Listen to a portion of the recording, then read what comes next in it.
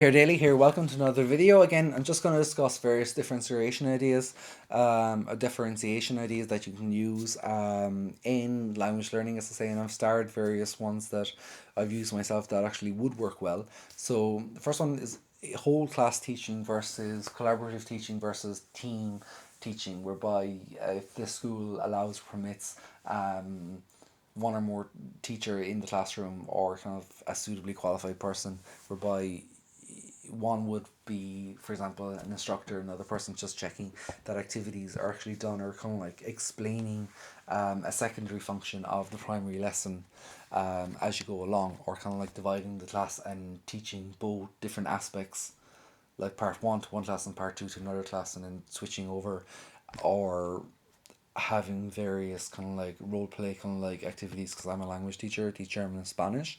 Again, small group works in pairs. Again, from a language point of view, one person interviewing another person. One person is the interviewer, interviewee. You have a reporter, um, and quality assessor, noting any grammar mistakes, pronunciation mistakes, or whatever, and then another person giving meaningful feedback from an assessment examiner's point of view.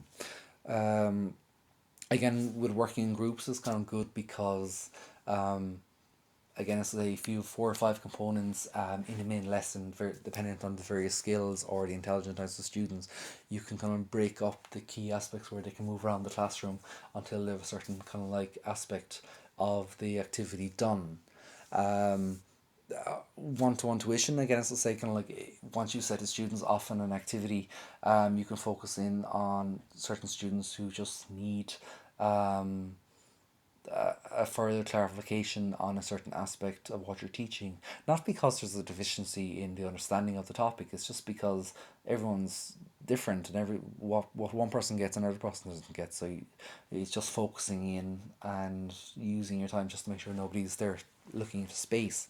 Um, with differentiation, also likewise for giving homework, if there's a sheet and I've five questions, I might only want like three of them done, and then the last two are very higher order, or they demand a lot more research or investigative skill, whereby no, they're not off the internet and looking at books like the way I would or whatever, but they'd have to look at their textbook more, or their vocabulary copy, or kind of like ask other people questions to actually answer those questions on the paper, which are optional, but by design, those students would do them because they're driven accordingly.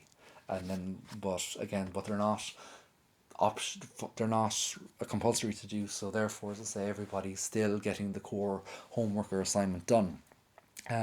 Individual assignments and group assignments, they're quite obvious. I normally dip into culture an awful lot to get for students in groups to do presentations of various countries, or political aspects that are not relating to Ireland, because I don't want to make it emotive. But for example, like when I teach in Spanish, I get someone to do a presentation on, I know, Colombia or Venezuela or the United States or bullfighting, or some kind of some topic. Again, that's relevant to the learning experience, because again, as well as learning the language, you're learning critical lateral problem solving, presentation skills that are good for the student's psyche. So again, the reflective learning, I have videos on that. You can have a look at those.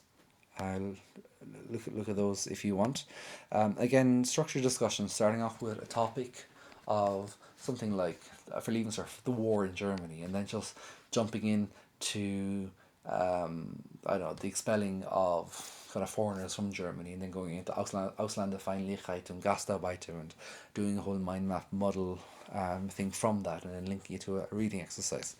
And linking with prior exercises there. So student self assessment, as I said, I find that good. A lot of students traditionally think it's me being a lazy teacher, to say, oh, you're not correcting your work, you're not doing this and that or whatever. But grand, you're not correcting their work initially. Well, you will be correcting in the long run, because you always pick up their copies and have a look at them and stuff like that, and make a profile on individual students' learning.